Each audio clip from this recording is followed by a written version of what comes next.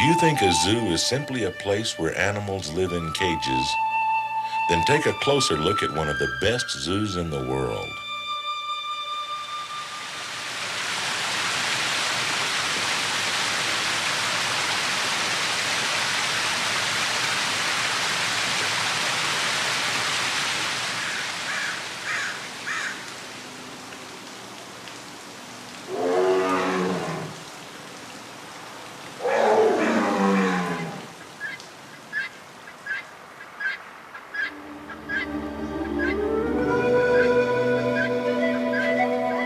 This is Woodland Park Zoo in Seattle, a place dedicated to the dignity and preservation of animals, a place reflecting the values and responsibilities of a modern society, and a place where humans and the environment coincide peacefully and with respect. But it wasn't always this way.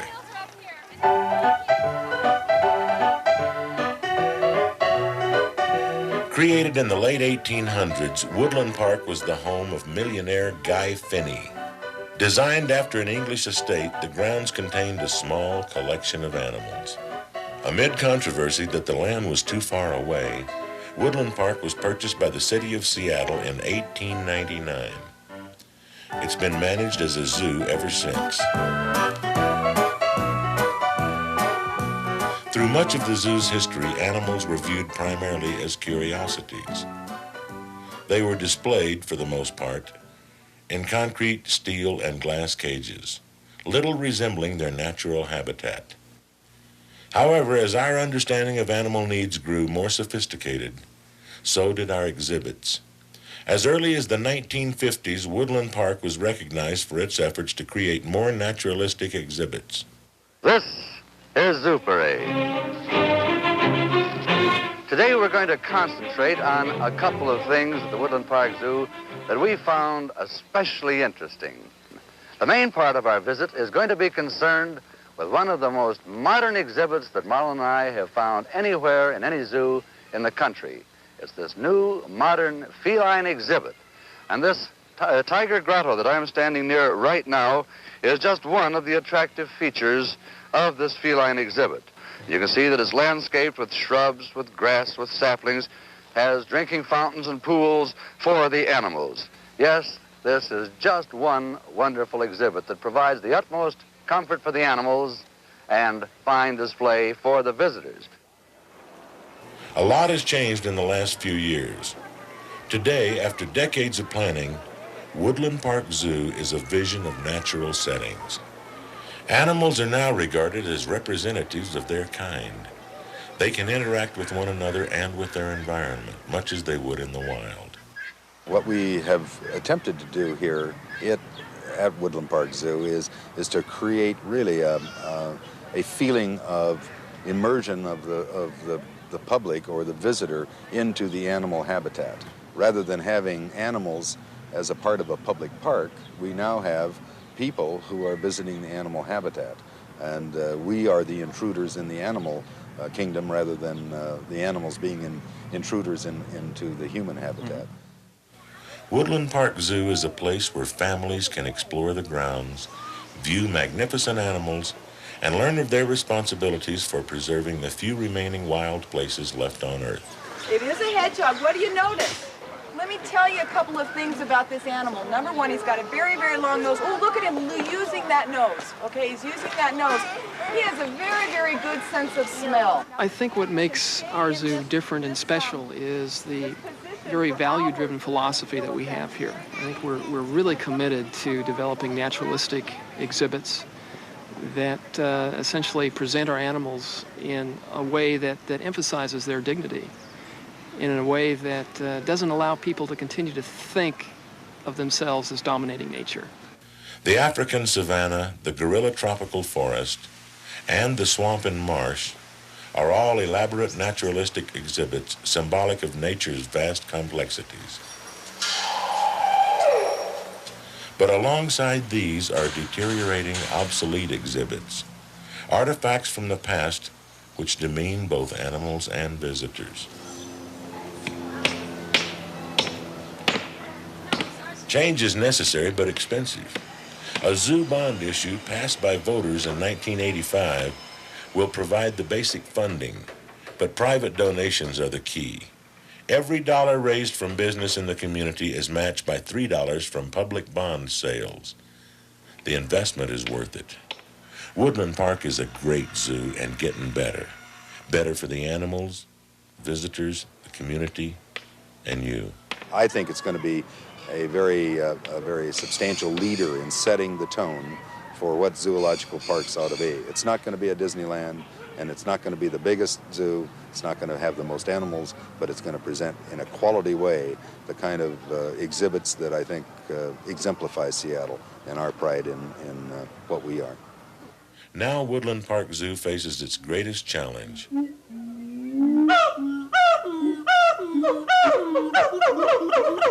Plants and animals are becoming extinct in the world at the alarming rate of 1 species per day. Woodland Park Zoo works with other zoos worldwide to save wildlife through species survival programs. Working against time, some endangered species can be bred in captivity for possible release into the wild. But there's only so much room on the ark. Not all species can be bred in captivity, and the space available in zoos is limited. Through education programs, Woodland Park Zoo encourages the preservation of wild habitat so zoos never become the final shelter for endangered species.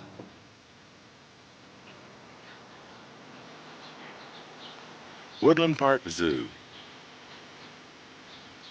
a place where people of all ages can escape the hectic pace of urban life and engage their senses in the beauty and variety of life in the wild.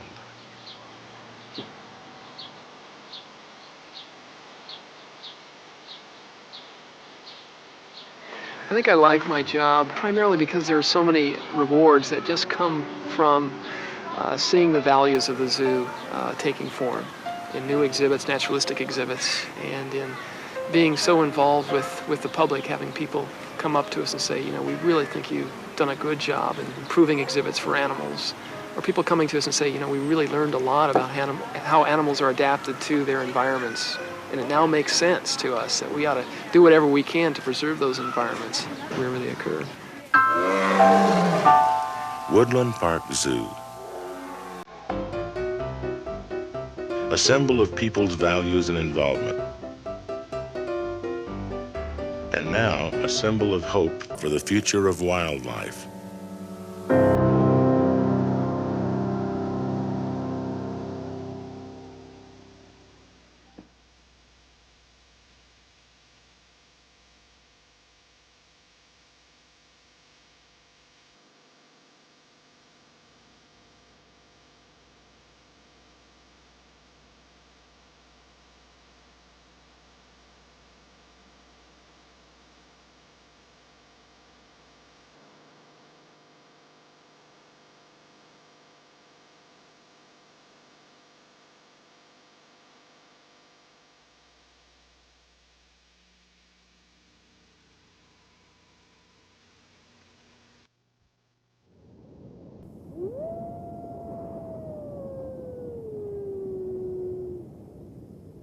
What is that silhouette against a pale curtain of sky? That shape against a wall of grass? Against a background familiar, the animals move in ways unmatched by the designs of the likes of us. The antelope and the wild horse, the wildcat and the wolf. The animals are a vanishing act performed before pale curtain of sky, wall of grass. In an instant, they disappear before our eyes, existing somewhere we are not.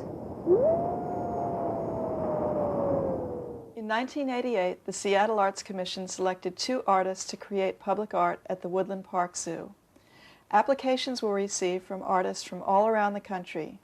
The jurors selected 2 artists from different arts disciplines and invited them to be in residence at the zoo for 1 month, studying the animals, selecting a site, and creating a permanent artwork. Constance DeJong is an award-winning author who has made performance a natural extension of her writing. Since 1977, she has toured extensively in the U.S., Canada, and Europe, presenting oral adaptations of her published texts. She has demonstrated a powerful commitment to the spoken word. Constance was invited to spend a month in residency at the Woodland Park Zoo to design and create an installation as part of the Seattle Arts Commission Public Art Program. We at the Seattle Arts Commission are pleased to sponsor this videotape that will introduce you to the words and work of Constance DeJong. In the initial phase of my residency, I was really looking for a specific place, a site to create an exhibit. You know, a place where you could push a button and out would come the words. But the zoo is really overloaded with information, and it may be a little short on introspection. So I decided to create an artwork that was not visual, but made of sound, of human and animal voices in duet. With sound, the images could resonate in the mind of a visitor.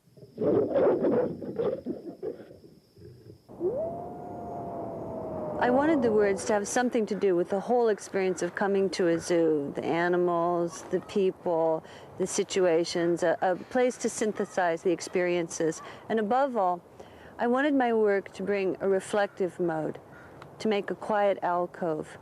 I like using a plain, ordinary park bench as a place for listening, to listen and hear thoughts and ideas composed in a writer's language, a place to close your eyes and listen. Just listen. Humans are the talking animals. The world is ours to name. Perhaps in animals we see silent stretches of space, time, even a familiar land where in the field, the plain, and lest I forget, in the darkness of night, animals are seeing me long before I notice them. And under animal eyes, one feels oneself becoming visible, if only for an instant. What animals do you hear? What would the animals be like if they were people?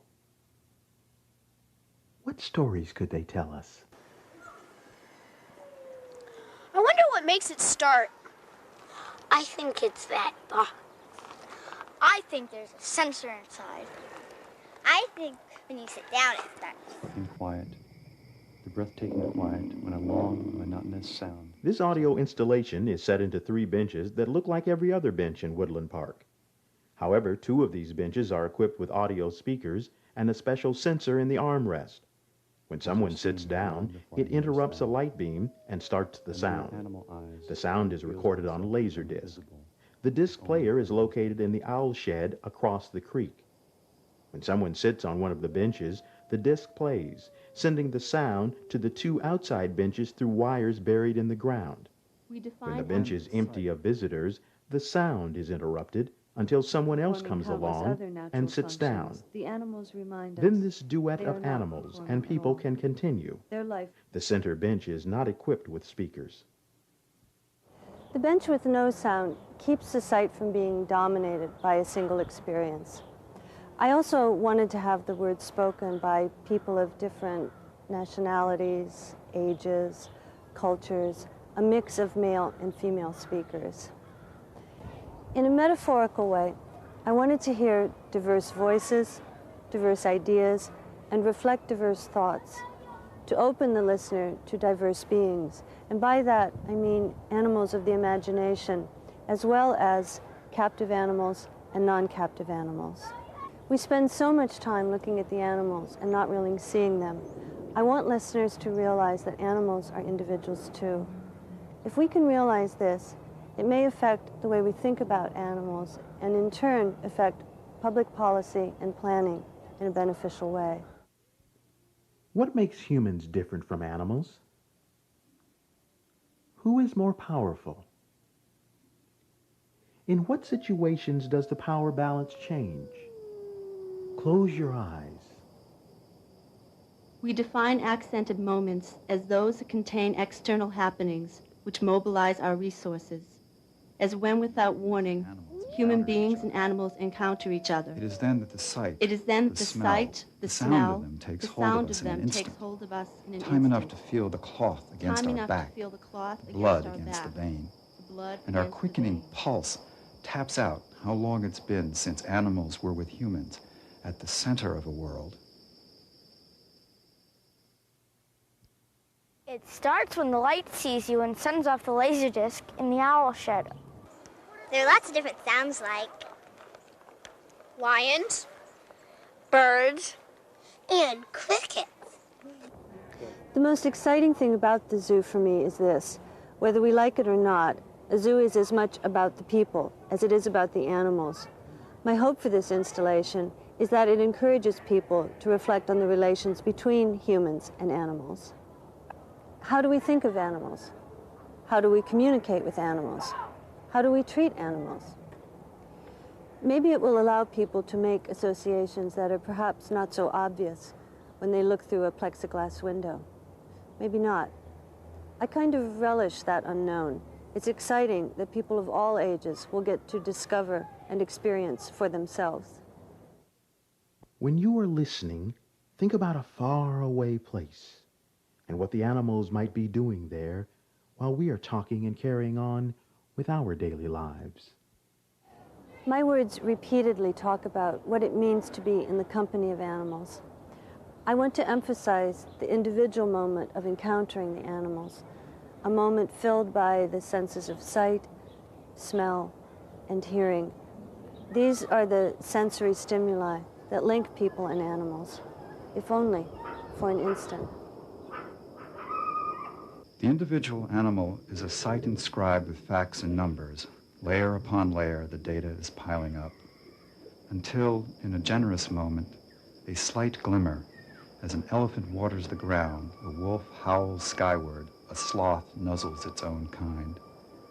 These simple acts of watering and howling and nuzzling have the effect of wiping clean the slate inscribed with layers of information. And the animals glimpsed are like what we imagine knowledge to be. It is the sound of them that holds you. It is the scent of them that holds you. It is the sight of them that takes hold of you.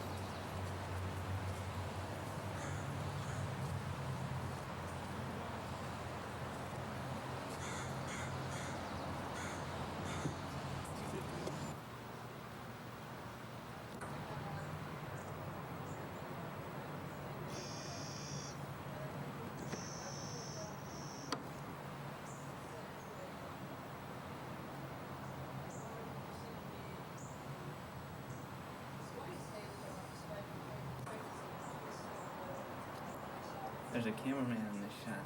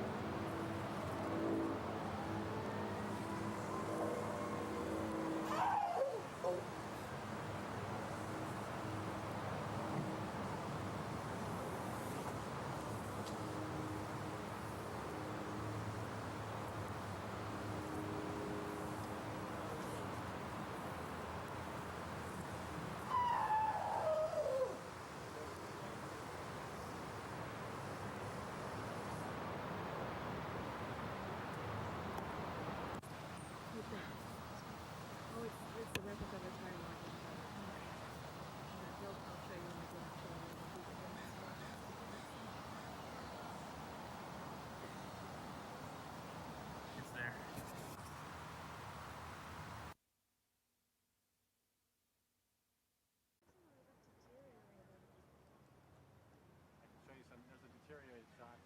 Right? Well, there's some inside deterioration. We could probably still some of this.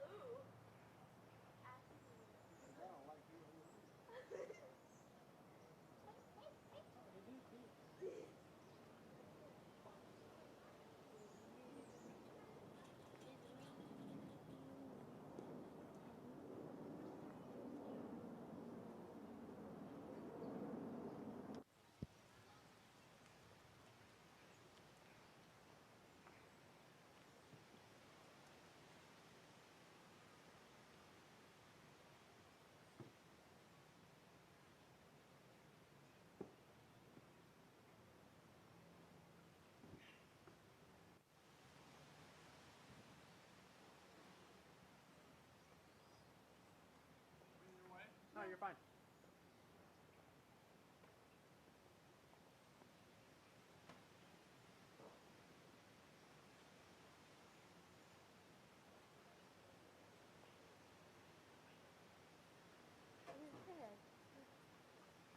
Yeah, film it.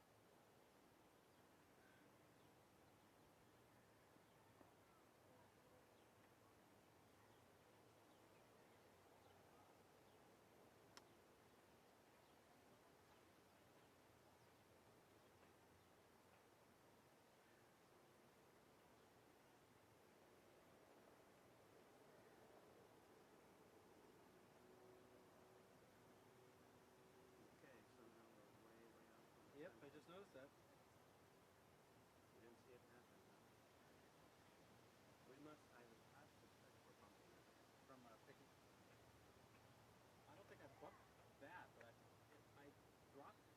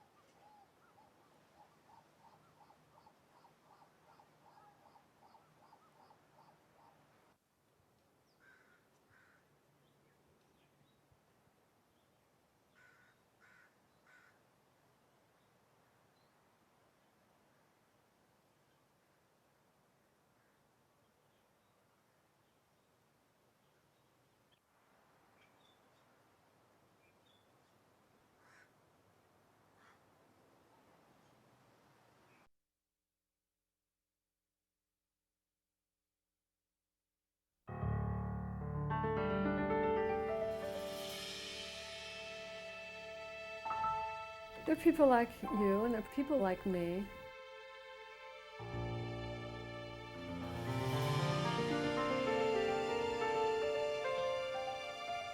You can't just cast this problem off on by saying that people are lazy. It's not that simple.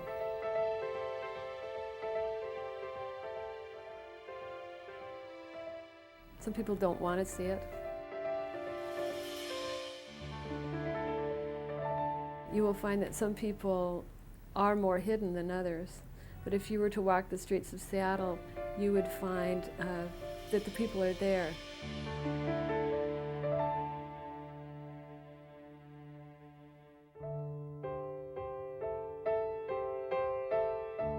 I'm a pretty happy-go-lucky guy. Not bad looking. Very optimistic. I'm a guy that wants more out of life than what I have now. Oh, how you doing, sir? Good. Hi, my name is Noah. Good evening? I'm having okay evening. Is it okay what? Can I talk with you for a second? You know, I'd like to get something to eat. I'm hungry. All right. God bless you. God bless you anyway. There's no way possible that I would ever have thought that I would be in this situation. Never.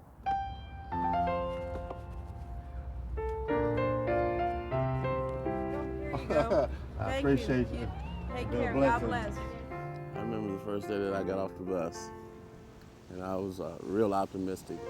I came out here with my wife and my daughter, Shamika. I knew we were going to do fine. When I first came here, I knew we were going to do fine. It didn't turn out quite like that. We come to the conclusion that maybe she should go back to Oklahoma City, where she can receive a little bit more help with my daughter.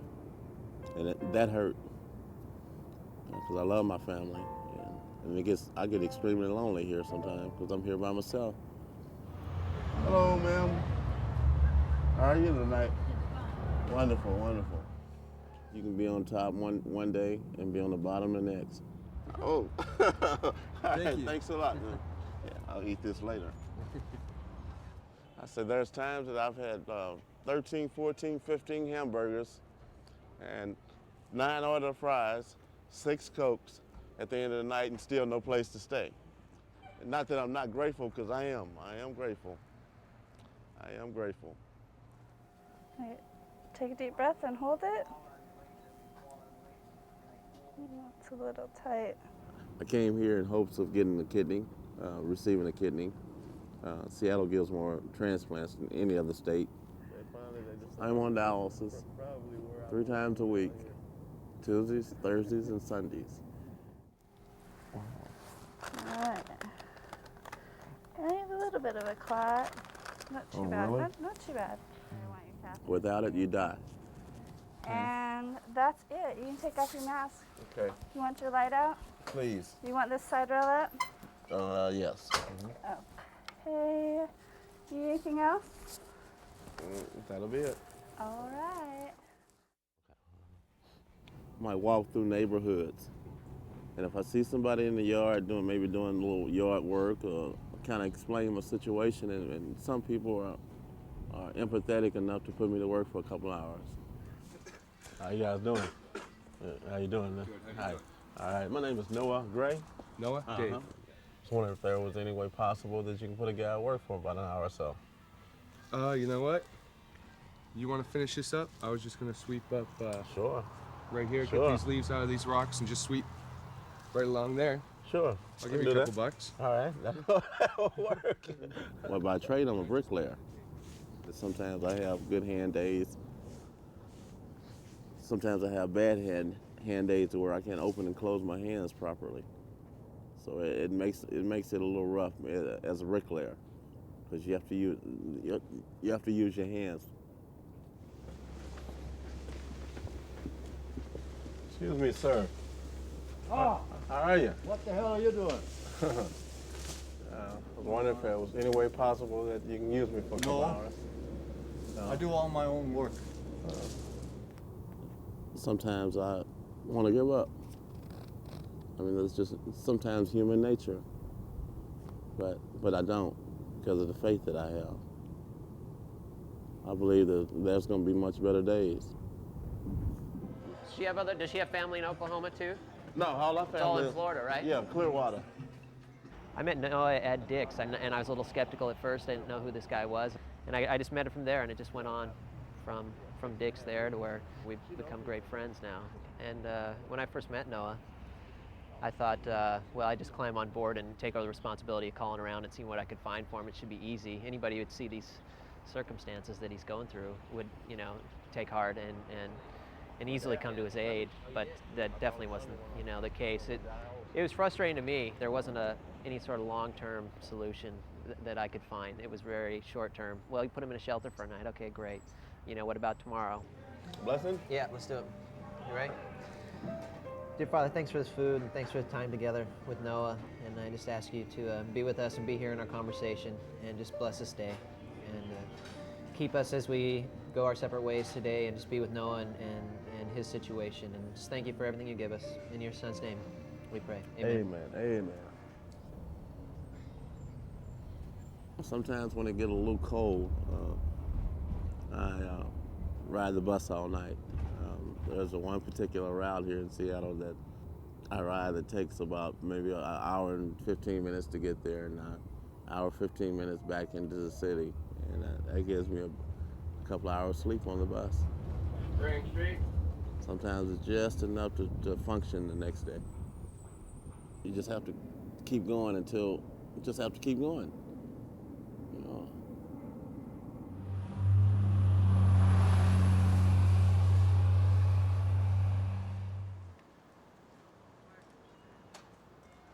Well, I'm worried about this nausea and your appetite. You've been losing weight. Yeah, I have been. I think I lost within the last week I've lost maybe 5-6 pounds. Right, just looking at you I can tell. Last week they released me and they were under the impression that they had got all the infection out of my graft, which is in my left groin, and turned out that more infection had set in. Okay, gonna feel cold. I'm just gonna clean it, okay, with some saline. All right? Yeah, I'm okay. I'm okay. I have a lot of respect for Noah. I think he's doing his best to take care of his health and to make ends meet. He's doing a lot better than I probably would do in that situation. Now, how about at home? After you leave the hospital, who's going to help you with the dressings? Only me. Only me. You don't have any help at home? I don't have Do you any have a help. spot to go after you leave? As of right now, no. Living in Seattle, where I have friends and I know people who make tons of money, obscene amounts of money, and then we have folks who are struggling to have a phone, have a place to stay, and get 3 meals a day. So that part's the most frustrating for me, actually. Well, I worry about that, Noah, if you go out and we don't get these dressing changed, because I think a lot of the reason you came in this time was because we weren't able to get the dressings changed. Am I right about that? Yeah, not the way we should. Yeah. Right. Okay. Yeah. Well, I'll talk to the social work team and see if there's anything else we can do to help you out. Okay. In that regard. Okay. All right. I'll check on you tomorrow morning. Okay. Getting healthier right now is what I'm concerned with. Yeah. One day at a time. So I just noticed you had a file here that we had before. Mm-hmm. What we're going to do is just re-update everything and make sure that you still have the same address and everything. Sure. I was under the impression when we got here we was going to be set up with immediate housing through the Housing Authority. But when we got here, they told us there was no prioritizing. We had to wait in line like everybody else.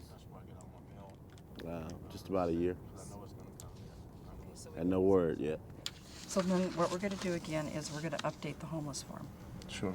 So where you're staying at down at Broadway, they could probably fill this Well, out. no, I'm not living there. That's my dialysis unit, only where I go to dialysis.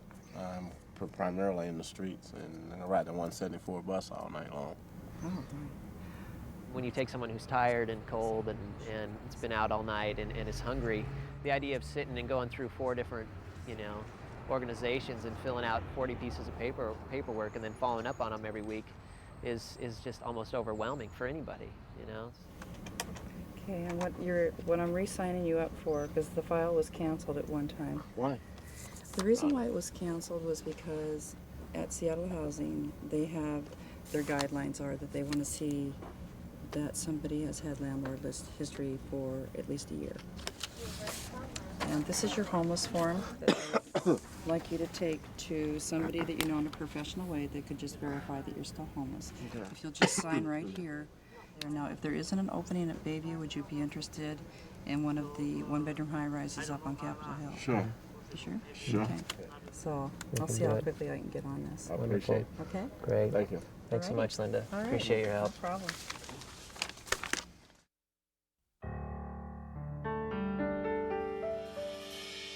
Each time you get on the machine, a little bit more vitamins, minerals, supplements comes out of your body. A little bit more wear and tear on your heart. I'm starting to get some of the indications of that most dialysis patients get before they die.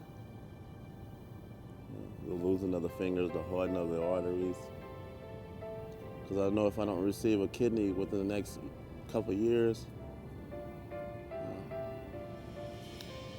it's going to be real fatal for me.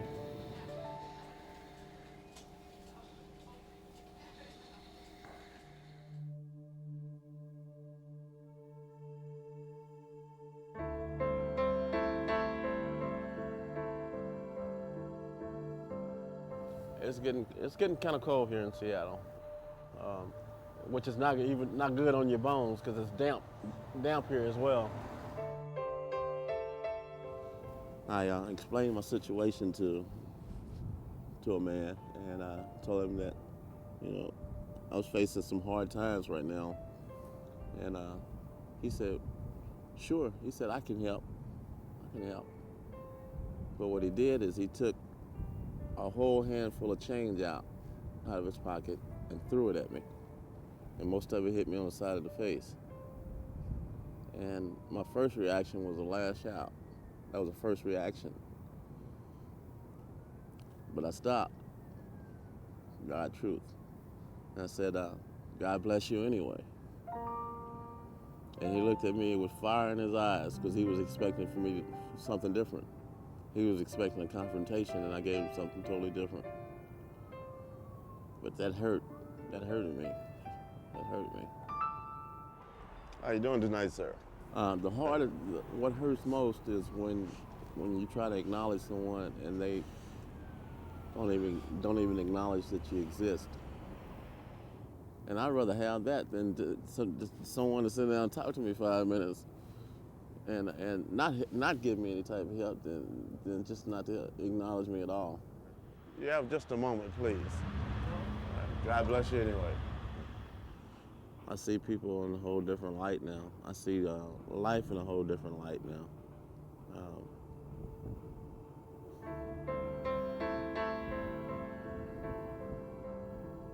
I've learned to love a lot more. I've learned to love a lot more.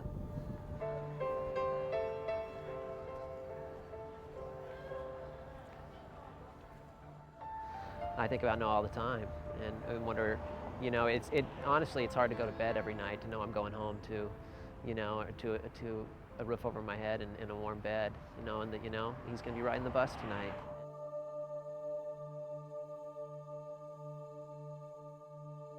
It is an uphill battle. Sometimes you feel like there's no help in store. Sometimes you don't see the light. You don't see where there's any light. And but you just have to keep hanging in there. Despite my circumstances, despite my mishaps, I believe there's going to be much better days.